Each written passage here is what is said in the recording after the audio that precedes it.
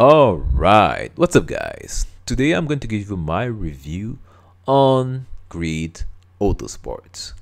This is actually going to be my first review of a racing game in this format. You know, in my previous reviews in this format, it was always action adventure games. So it was pretty much the same thing. But right now it's going to be different because obviously it is a racing game.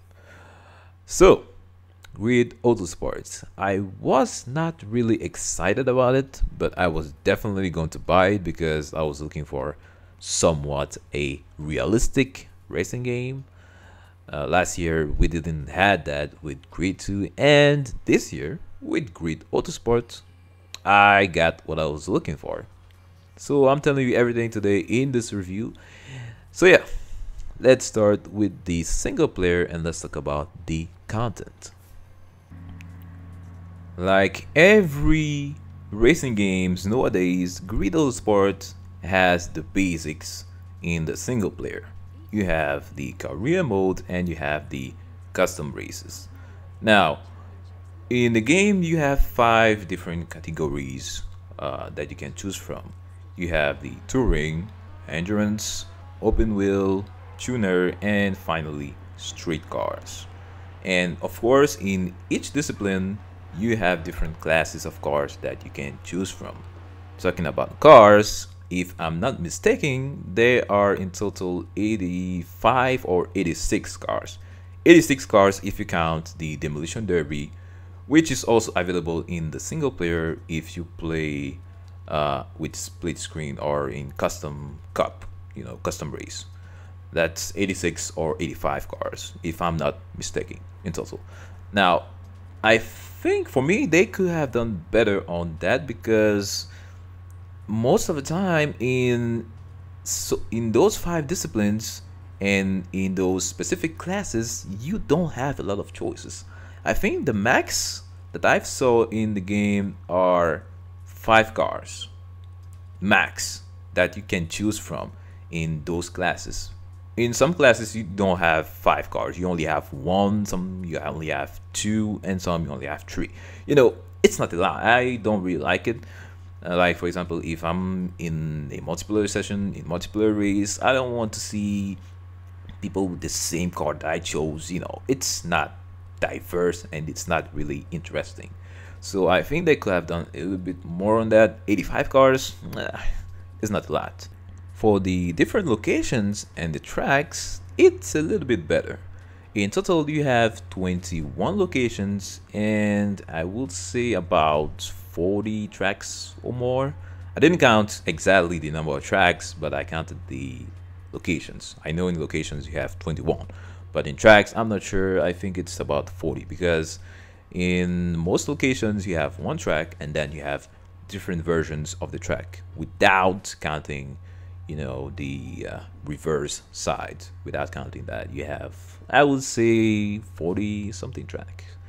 It's pretty decent for this game, even if some of those tracks were already present in Grid 2, especially in the street discipline. Man, most of those tracks we already knew them from Grid 2.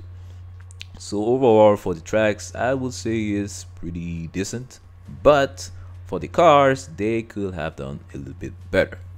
Now if we look at the career modes, I didn't play everything because my save data got corrupted. I will come back to it later on in this review, but I will say that depending on the difficulty that you're playing is going to take you more time, of course, like any other racing game. So for the content, Grid 2 is lacking in the car department, but in the tracks it's pretty decent. So overall I would say it's average on this.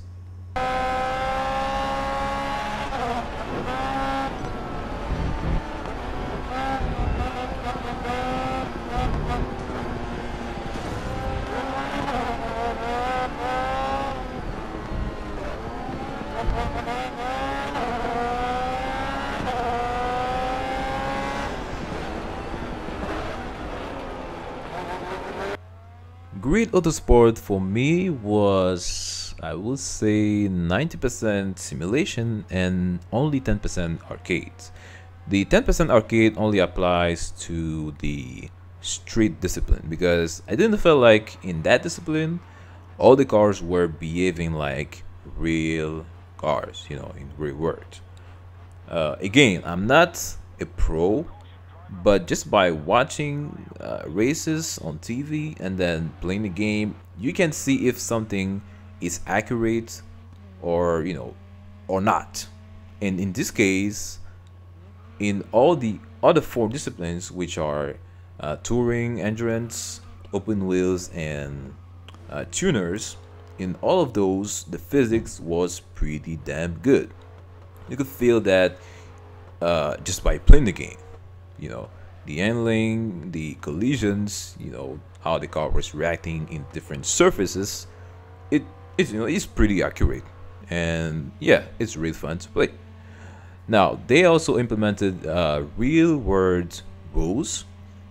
For example, in the touring discipline, if you get in the first place in the first race, in the second race you're going to start in the last race. So it's reversed, and that's exactly how it is in the real world in WTCC. At least for what I can remember, that's exactly how it was, or it is right now. So yeah, they also gave you the possibility to change the settings, which is something that you expect in these simulation games. So before the race you can change the settings of the cars, and if that doesn't, you know, if you don't like it, you can play first a free session, you know, before the qualifying laps, because there are also qualifying laps in the game, in the career modes. So yeah, they implemented a lot of stuff from the real world, and that works pretty well. I was looking forward a realistic game, and yeah, I have it. So the physics, the handling, you know, the collision, they did a really good job on that. Now, since we are in the single player, you are playing the career modes, and you're not playing alone. There is the AI. So let's talk about it. The AI in Grid Autosport is, I would say, a 50-50. 50% good and then also 50% bad. Let's start with the good points. Now, the good thing about the AI in this game is that it's pretty, it's like you are playing against a real human.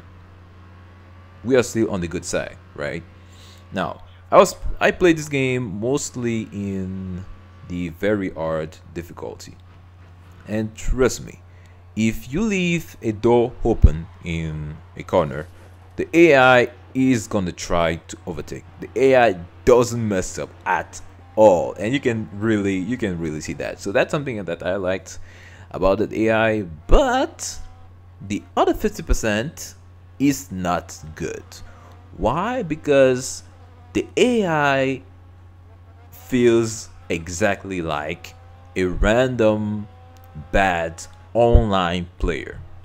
It exactly feels like if you were playing against some guy that doesn't know how to race online. The AI sometimes bumps you from the rear, you spin, and if you were looking forward, you know, a podium, especially in the hardest difficulty, you will have to restart the race because you don't have flashbacks in that difficulty, and that is pretty damn frustrating. Like sometimes at the beginning of the race, in the first corner, the AI was bumping me in the same spot. I was doing the same thing and the AI was bumping me in the same spot. Like that tells you how bad it was. And sometimes I was even afraid to get hit from behind by the AI because, you know, it was so damn aggressive. So yeah, the AI is a 50-50. Sometimes it's good, sometimes it's not good. And for the most part, you will remember the time that the AI, you know, where the AI was not good with you. So overall, in this gameplay aspect, Grid Autosport is a really good game. The physics is good. They implemented real world rules. You can change your settings before playing, and that, is really fun. I really liked it. But unfortunately, the AI is not going to be perfect, so expect some raging, when playing this single player. But overall, I really like the gameplay in this game, and yeah, really good. For the visuals and sound, this game is not the most impressive you will see. The graphics in this game, it's a 50-50, and you can clearly see that developers took shortcuts. For the cars, the models of the cars are pretty good, pretty detailed, but the problem comes with the textures. In some tracks, when you look at the textures on the cars, it's way too much reflective. Too much reflective, like it's too much. It's just too much. And that's not the only problem with the graphics here. When you look at the cockpit view with a regular car, it's just like if you were playing Watch Dogs. It has that weird blur effects that you had in Watch Dogs. It's pretty much the same thing. And no, it's not okay for a recent racing game. It's just not, same thing for the tracks. When it comes to the textures, when you look at tracks, you can clearly see that those textures are not the most interesting or the best that you ever saw in a racing game. Same thing for the environment overall. Now, if you look at the sound, the audio for the cars, I can't really say if something was good or not, because honestly, I've never got into one of those cars to say exactly if something was right or not. So let's just say those cars had unique sounds for them, and yeah, it was pretty okay. So that's it for the visuals and sounds in this game.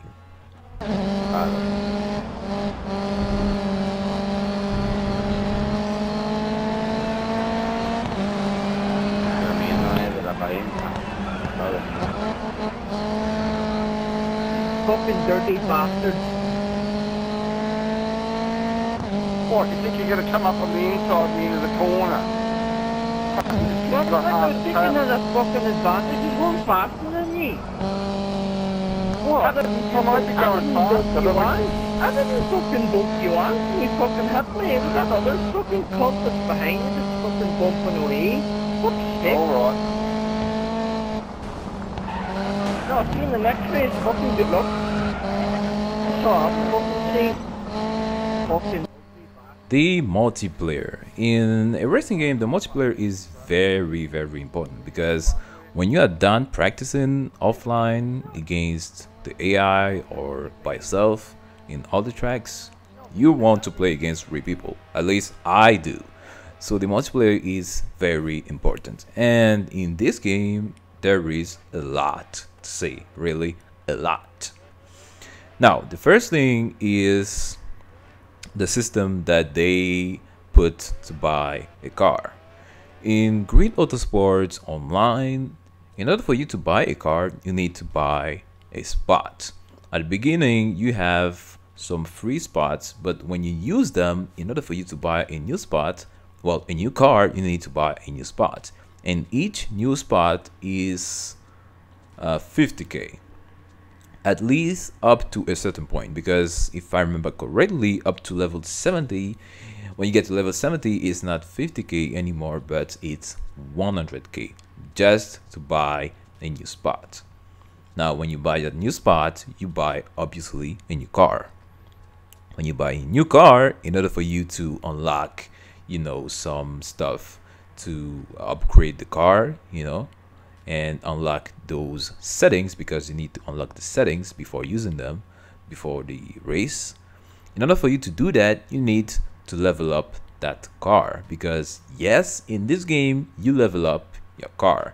When you buy your own car, you can damage it, and you can repair it before the race, because if you don't, the car is not going to function at 100%, so you need to take care of it. And like I said, you need to level up the car. in order for you to unlock stuff to, you know, upgrade the car, as well as the different options. When you unlock those, then you need to buy them. Yes, that's a lot, I know. And I'm not a fan of it. That's just too much.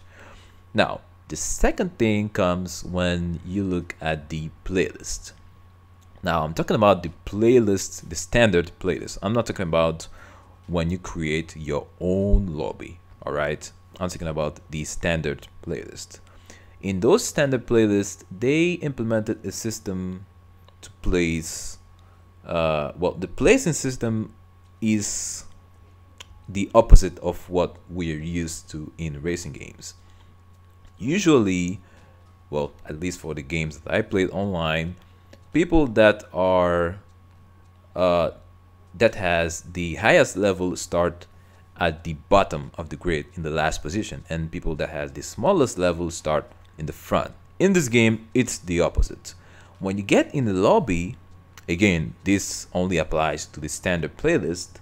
When you get in the lobby, you automatically get in the last position, and the guy that has the most point in that specific lobby is in the front of the grid, and I don't like it.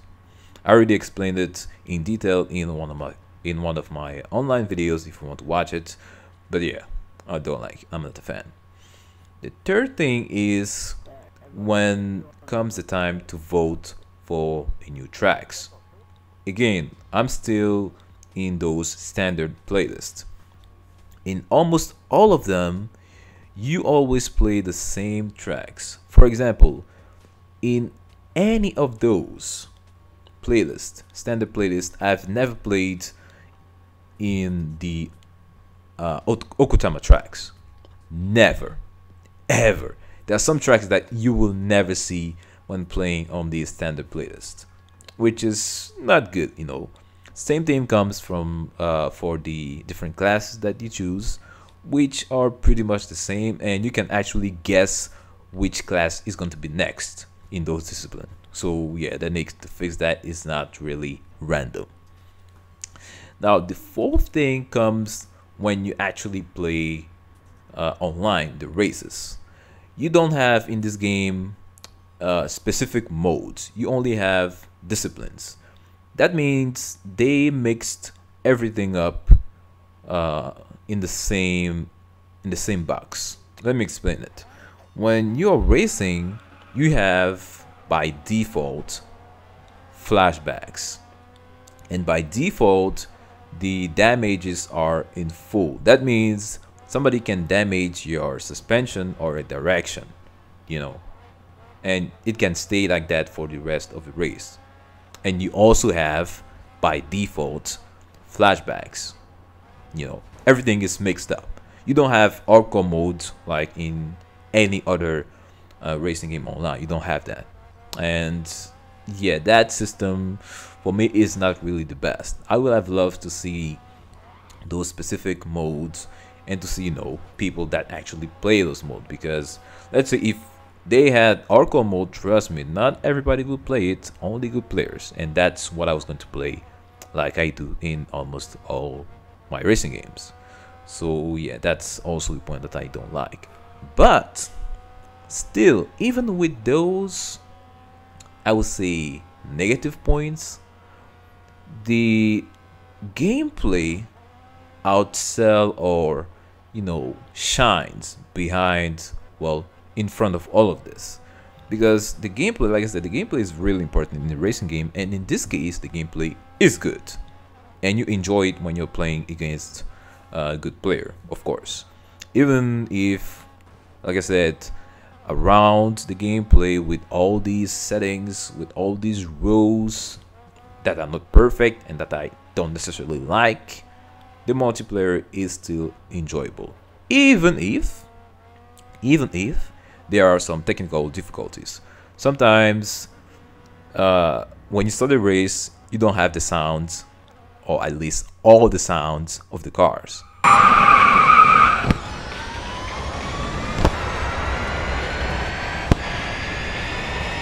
Sometimes when you're playing, bam, you get disconnected from the lobby as well as everybody else. You know, there are some few technical problems, but it's to be expected. But it's not. You won't see that every day. You know. So yeah, overall the multiplayer is very special, but the gameplay shines over almost everything. So I would say that the multiplayer is good because of the gameplay. Other than that, you also have the ability to customize the liveries on your cars, of course, the cars that you bought. And the customization in Grid Autosport Online is nowhere near what you had in Grid 2. In Grid 2, you could do more than what you have in Grid Autosport. That's something that they cut out in this game. I don't know why, but yeah.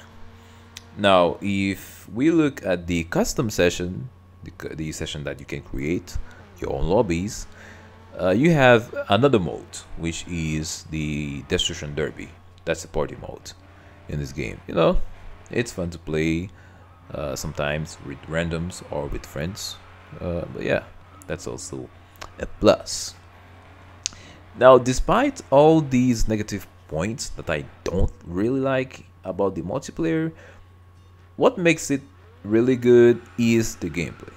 Like I said, the gameplay in this game is really good, and that shines over all these negative points. It doesn't erase it, but it shines a little bit over everything because, you know, the gameplay is good. And trust me, you have a lot of fun when playing against real racers.